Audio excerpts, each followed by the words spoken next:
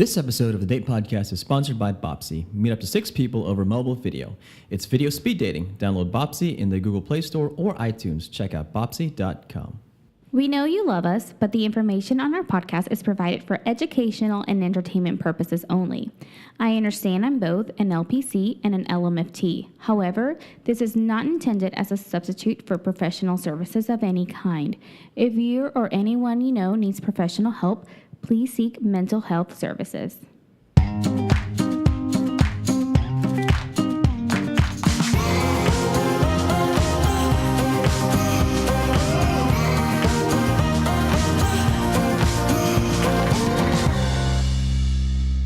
Hi, this is Emma. This is Zorric. Host of the Day Podcast. We are so excited to do another show for you. And we have some thought-provoking things that we want to talk about. We do. We do. You know, June and July, I feel, well, like May through July is like wedding season, right? Yes. Yes. And so, you know, one of the things that we're going to be talking about today is like, so yes, it's in wedding season. We're probably getting invited to a few weddings, and yet some of us are still single or not in committed relationships. Wait, are you invited to a wedding? Did I not? Did you not tell me that you were going to a wedding? What? Are you invited to a wedding? No. Oh. Okay. Not yet. Okay. Go ahead. I was. Okay. Okay.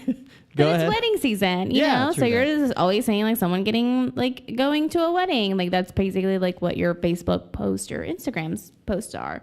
So, you know, it's kind of like, so why is it difficult for some of us to be in those committed, serious relationships? Like where is that lack of speed happening? I don't know. Yeah. So we'd like to ask for your help. We're a brand new podcast available on iTunes and Google Play. If you like what you hear, please subscribe to the podcast and leave a review, hopefully raving review. Also tell your friends about the podcast. We appreciate the feedback and support. If you have any questions, comments, or show topics. And Emma, we've been getting some comments and show topics. So keep them coming. Contact us or drop us a note at hello@datepodcast.com and on at Date Podcast on Instagram and Twitter. It's one of those days, Emma. I know. It does make my job easier when you guys send us what you want us to talk about. Yeah, definitely. So now for the fun stuff. Woohoo. So we're going to be focusing on this article called... The Millennial... What is it called? It's called Put a Ring on It, ? Millennial couples are in no hurry. And so it's an article written by Roni Karen Rabin. So if I said that wrong, I'm so sorry. Please correct me. Yeah. On the New York Times. And so I was reading this and I thought, yep. These are things that I'm like considering doing, or I have done, where I'm a little bit more cautious when I am in a relationship. Yeah. I want to make sure that like I'm more financially stable. I want to make sure that I'm doing what I'm supposed to. Like apparently like I have these requirements of myself that I have to make sure that are checked off before I think about settling down or being in a relationship. Yeah, are you like that too? Yeah, I think you as a man you need there's some milestones you need to hit. There's some experiences that you may want to experience. It could be traveling the world or getting laid or you know different things like that. Like there's things that we have to do. Maybe it's a certain like job that I need to get or degree, and then I can settle down. Yes. But what if I never get there and I'm like 50 and I'm still, you know, chasing my dreams? I know what do you do, right? I don't know. What do you do? Probably be married earlier than that. Yeah. Yeah. I've had to tell my mom a few times, all right, Mom, at this age, I shall get married. Yeah. Even if I'm not with anyone, I'll get married to myself. No, I won't. You could. Dennis Rodman did that. Did you know that? He got married to himself? He married himself. This was like 20 years ago. But I read so weird. I read some crazy stat, though, that 86% of people will marry by 49. So you're not 49 yet. I am not. So 86%, although, but I read another That means that it's the 14% that's not going to get married. No, it's 25% of millennials never get married. But that's weird because we're still in that, we don't know the end of that research yet. So as of right now, that's they're true. saying, yeah. It's a very large percentage, but maybe in the future it'll get smaller. Mm-hmm. And I'll probably still be in that little small percentage. Oh, come on. So what else? What's in this article? So, the way that we, our millennial generation approaches sexual intimacy, this is what the article says, has given rise to phrases like hooking up and friends with benefit, right? So do we, when our friends are engaging in friends with benefit or just hooking up, we're probably judging them a little bit, telling them that they shouldn't be doing this. And yet somehow it's still part of our culture. Yeah. And I think that's also helped the dating apps in turn too. It's helped them we're a great niche. Yeah. So explain to me. So what's the difference between hooking up? So is that like a one night stand? Yeah, I feel like it's like a one night stand, or you go on a few dates, you hook up, and then you're done. So for me, it can have two different meanings. Yeah, they could be synonymous because I've heard friends that say, "Oh, me and her are just hooking up." So I don't know. Maybe friends with benefits is more established. That you guys have a boundary. Hey, we're just friends, and we're just gonna hook up. Or you want to pretend that you have a boundary when you say friends with benefit, but it's really not. Yeah. Because someone always gets attached. 100%. I've been there. Yep. I've gotten attached. Same here. And the person said no. And I said, okay. But I'm still attached. Anyways. Amen, Zorric. Amen. I know. It is the worst. Life is terrible. Well, not that bad, but still. No. And even whenever we do, when the article continues stating, whenever we do start wanting to be in a relationship, we're very cautious and we are very slow about being in the relationship, changing the roles, because we're so cautious and we're so worried to make sure this is the right person, this is who we need to be. Yeah. So I like where it says here, just like you said, slow love, but it says fast sex, slow love. So meaning you hook up real quick. Yep. And then you just figure it out later. Yes, which I'm I think, we've talked about this before. I'm very old fashioned. And so I'm very the opposite, where I'm fast love, slow to sex. Yeah. Yeah. And I've also heard that the longer you wait, the more successful a relationship is. So if you wait, and maybe, it makes a man chase you guys more. Seriously, if I'm having to wait to have sex with you, we'll pull out all the stops. But sometimes whenever you have sex with somebody, the stops just stop being pulled out. Right. Yeah. This sounds sexual to me.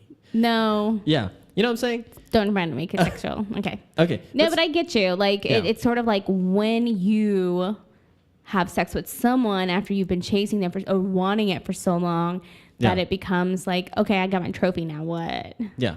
So let's say you do have sex with somebody early. Are they saying that millennials do not define the relationship and they just kind of keep hooking up and just keep hanging out? It's probably not in this relationship. I'm trying to analyze Right. Yeah. I mean, I think this could mean a lot of things. It could mean what you're saying. It could also mean you're just in a committed. You could be just be in a committed relationship, and it's you're just very sexually active with each other, and then and then you'll move in, you'll create that life together, but not be married until your careers are established, or you feel you're financially ready, or you feel you can't afford the wedding. Yeah. Whatever it is. I feel I was in a relationship where it moved really fast and moved in with somebody within a year. And we were... Oh, that's fast for you. We were going to get married. I thought you were going to say 6 months. And I was dang, Zorric. It could have been 8. It was close to a year. Okay. And it happened just like you said. We kind of dated for 7 years. And there's a stat will come up. There's a stat coming up in this article about the length of dating before marriage. But we were supposed to get married and we did not get married because I was still chasing my career. So So we got engaged, and I was young. I was 24, and I was like, I don't know. I loved her, but then I was like, well, I'm engaged now. How the hell am I going to support a family? So then I kept chasing these different things. I went to school. I got certifications in my field, and I kept on going to school. And school became like sort of an obsession for me. I think it does sometimes. Yeah, because you're so stuck in it. But I'm stuck. But I wanted more. I wanted to achieve more. Maybe it's just me being ambitious. Yeah. Maybe that's more of what it was. But I can see how people now, they want to take their time. They want to make sure that they're economically set before doing anything. I also think that like our generation, like if we look at Maslow's hierarchy of needs, so let me explain this real quick. Yes, so please. Maslow's hierarchy of needs is a pyramid that shows us what our needs are in order to be humans. Yeah. So at the baseline of the hierarchy is safety. So we have to be like each like a hierarchy, I guess, is dependent on the other. So in order for you to achieve the next one, you have to be like achieving the first one. What's the one on the bottom? Okay, so it's safety. Okay. So you have to feel so you have to have physiological needs. I'm sorry. So physiological needs. Yeah. Then you have to feel safe. Well, physiological needs means like for my life. Or no, is that food, water? Is that? Yeah. Okay. Yeah. So you need the basic things to be like to survive. Sleep, eat, whatever. Right. And you need safety. So you need to feel safe, and then you need to feel like you love and belong. So that this is where like family relationships, intimacy come in. And then it moves on to esteem. So then our egos, our status, like recognition from others, feeling like we do belong, feeling like we have respect from others. And so this is the part where I feel like our generation is meeting all of those four hierarchies. And so we're able to do the last bit of the hierarchy, which is called self-actualization, which just allows us to realize like what our full potential is, and like realizing that we have potential. Yeah. Okay. Guys, she's so smart. Oh my God. She's so smart. So that makes sense. So once you realize that you have that. And can you tell like my voice changes? I was like explaining it. Oh my gosh. But yeah, so the top part, that's where you're saying what everyone's stuck. So I think that that's basically Maslow say like that's where you want to be, like that's where you're like ultimate, and like that's where you know that you're like ready. You're ready. And so I think that because like us millennials have been able to get all of those other needs met, we can actually like self-actualize, which is not something that our parents could do before. So I think that we're just fortunate enough, because it really is about like our fortune. We're just fortunate enough to like be able to self-actualize and say like, I want to travel the world. I want to go live in Europe. I want to go and get a second master if I want to, or I want to change careers if I can. Because if you remember like how our parents, they got one job and it was very rare for them to change positions, right? Like they would stay with one company. That would always kind of be the trend. And now us, like, we're just like, oh, this job, I hate this job. I'm going to move to this other company. That's really great. This company lied to me. I'm going to go to this other job. Yeah. So like we have that liberty and freedom. And I think that that's part of like why it's affecting our dating life. And so what you're saying is don't date a millennial until she's 30, because she'll be done with all of her stuff, right? So I'm over 30 and I don't know. Like I want to think that I am, but there's like, I think part of like what annoys me about this article is because it's hitting me like in the heart. And when I was reading them, I was like, oh crap, that's me. And I don't want to. oh my gosh. But do you think it's also, we've talked about this a lot, but the paradox of choice. A lot of dudes out there for you. a lot of choices out there. And, when you have more than like a buffet of men, it takes... I hate buffets. I hate Furs, but have you been to Furs buffet? Oh, the restaurant. Yeah, okay. my mom loves buffets, but she loves Furs. I don't. But I think when you get to have too many options, you have like this cognitive overload, right? And you're like, I don't want to choose. Just like when you go to like Starbucks or whatever, or some some I other always latte know what shop. I want. Oh, okay, not Starbucks. A new coffee shop. Oh, okay. Yeah. Okay. And I think what I've seen, especially as dating up entrepreneur, right, that the more options you present to a person, the less likely they'll make a decision, even one decision. Yes. Because they're like, they don't know what to make. They don't know what to do. Yeah, it reminds me of like Stanley from The Office on Pretzel Day, where he was like, you can get all the toppings on pretzel. He's like, let's do it. Yeah. And you can have all the men too if you want. Let's do it. Yeah. No. Where are they? They're not anywhere near me. I even put milkshakes out. They're not in my yard. So they have an eHarmony report that they quote on this article, where they talk about like American couples aged 25 to 34 know each other for an average of 6.5 years before marrying, compared to 5 years in all other age groups. Yeah, and that's what I was saying about how I was with someone for 7 years. Like, we stay with these people for a long time, and sometimes we never get married. But in the case of millennials, 6 years is a lot of time. I feel like as Generation X, that I feel like as a man, you can know. Wait, you're not a millennial? No. Oh. I'm like a year ahead of you guys. Oh. You all know. But I feel like you can tell within a year. Like, you don't need 5-6 years. No, I agree. Like, what are you doing these 6 years? Like, what the hell are y'all doing? Right. I know. And so Aziz Ansari, wrote a book, and I remember when he was interviewed, like he was doing, what's it called? Interviews about the book, or like promoting a press tour it. There we whatever. go. Yeah.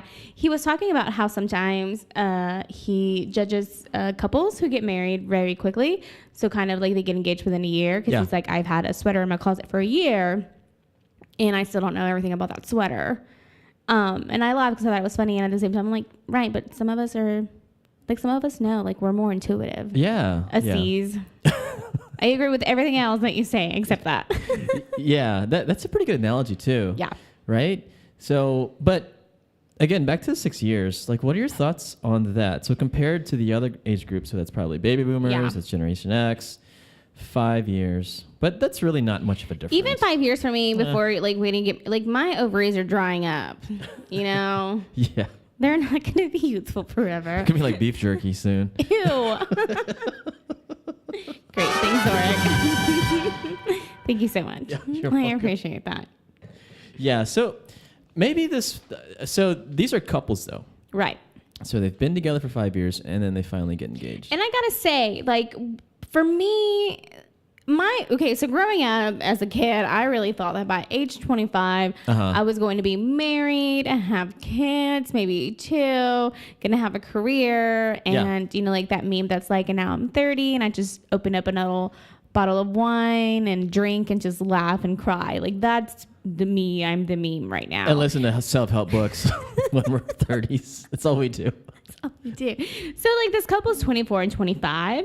And they've been dating since high school, and they're in no rush to get married. And I'm like, at this age, like, I completely understand. 24, 25. I think your 20s is like the time when you like have fun and you explore and you figure out, and kind of like it. I don't know why the shift happens, but like when I closer to 30, I'm like,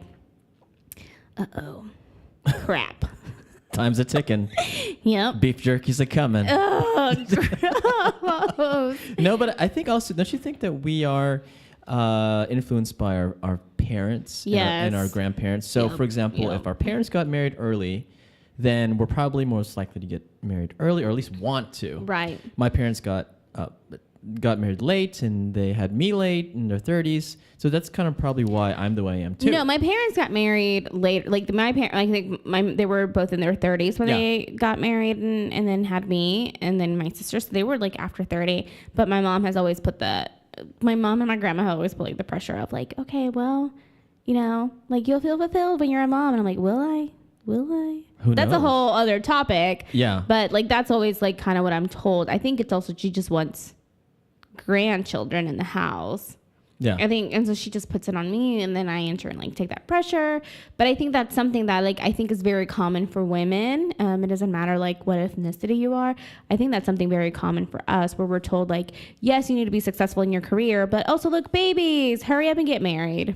But isn't it like the juxtaposition, I think she said here, that now women in the workforce, women are in the workforce now, more and more so than they were in your grandparents' era, where they were just, you know, housewives and taking care of the kids.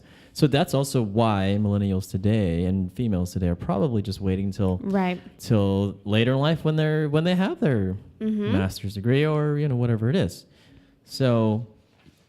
But 25 for a man, I mean, our brains are not fully developed. Gosh, and I think that's another reason why I probably like, I'm just in my 20s. I didn't really like, I dated, but it was never anything like long term, because I'm like, your brain's not fully developed yet. It's not going to be developed until you're in your 30s. Oh my gosh, for sure. And also, they go on to say that since marriage is a partnership, that they want to figure out, I think this is further down in the article, they want to figure out like economics, you know, the economics and is this person stable enough economically, and all these other factors that they want to figure out. But it doesn't take 5 years to figure all that stuff out. No. Okay, so one of the things that they say, this is the last thing that I'm going to like go nerdy about and therapeutic about, is their...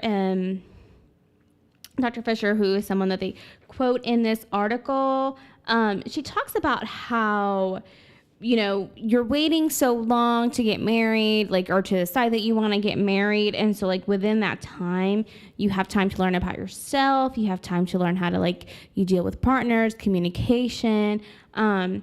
And so her quote is, so that by the time you walk down the aisle, you know what you've got and you think you can keep what you've got. And so for me, I kind of see it as like, this is kind of like our prep stage to figure out, okay, what are your flaws? What are my flaws? What's not working? What is working? How do we continue allowing this relationship to happen? And so, you know, which is really helpful, because then, you know, maybe you're going to therapy and figuring this out. I don't know. Or you're doing work on your own. You're talking about the 5 years, that time while you're dating. Right. That makes sense. Yeah. And also one stat that's interesting here is that the median age of marriage has risen to 29.5 for men. So men around 30s when we get married, and for women, it's 27.4. This is last year's statistic, but still, I mean, you can see that everyone's waiting till later instead of the early 20s, when it used to be like our parents' generation, right, or grandparents' generation. In the 70s, it was 23 for men and 20 for women. God. And there's a 2-year age gap ish, 3 years. So what this is saying, and what I'm gathering from this, is that there's always like a 3-year age gap with men and women. Is that something that you guys learn or have observed? I think it just naturally, like, women just go for older men because of the whole, like, part of it's just like the caretaking thing.